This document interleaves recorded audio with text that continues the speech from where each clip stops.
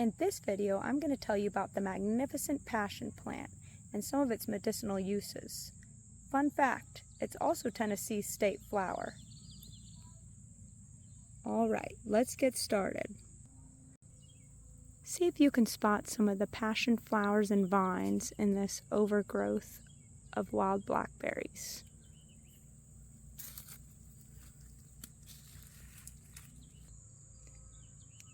Here's one right here. This is a climbing plant. It can grow up to 40 feet in height, so you should get it on a trellis or it will likely take over your garden. Much like it's done here.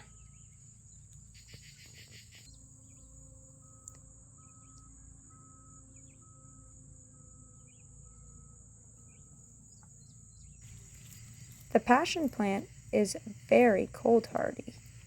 It even survives in zones 6 and 5.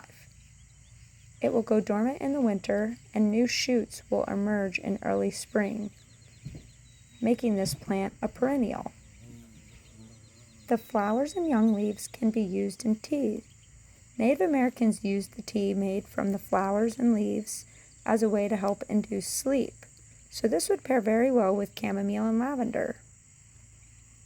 The drink will also help ease stomach pains, intestinal gas, and menstrual cramps. In recent studies, it has been shown to help relieve anxiety and stress. The passion flower itself can also help lower blood pressure, especially when stress is involved. If you find this plant in the wild or plant it away from pesticides and herbicides, it's perfectly safe to consume the flower raw. I have even cut it up in salads before and mixed it with greens. You can also just dry it out and use it in a tea. Now on to my favorite part, the fruit. Both the interior seeds and the flesh are perfectly edible. You want to be sure to harvest the seeds at just the right time if you want to get that sweet, juicy, succulent flavor. Otherwise, if you harvest it too early, it'll be more on the bitter side. The best way to tell this is by gently squeezing on the fruit.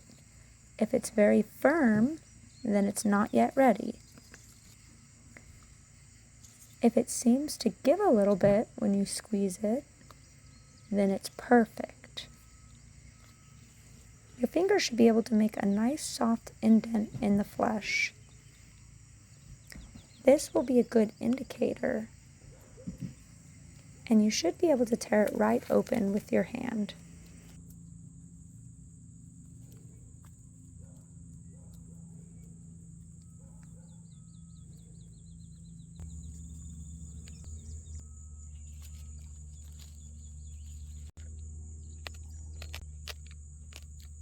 Very good, sweet, but also kind of sour flavor. Maybe a hint of like tropical mango. I don't know, if somebody else wants to help describe the flavor, leave a comment down below. To me, it kind of brings me back to some kind of nostalgia of a kind of fruity, tart candy from when I was a kid. But it's very good. Definitely a must try. It tastes so sweet. So those are like the little tendril things, huh? Chewy. It takes about 30 minutes for me to grind it up fully. These little things here. I'm not actually really sure if they're edible, but he likes to eat them. But I like to get the ones in the back because they're the most chewy ones. The further back, the further it gets for you to grind it up to a very mushy mush. Mildly chewy ones actually kind of clean your teeth. They scrape off plaque. Not much, but quite a bit. There you have it. Happy exploring and harvesting.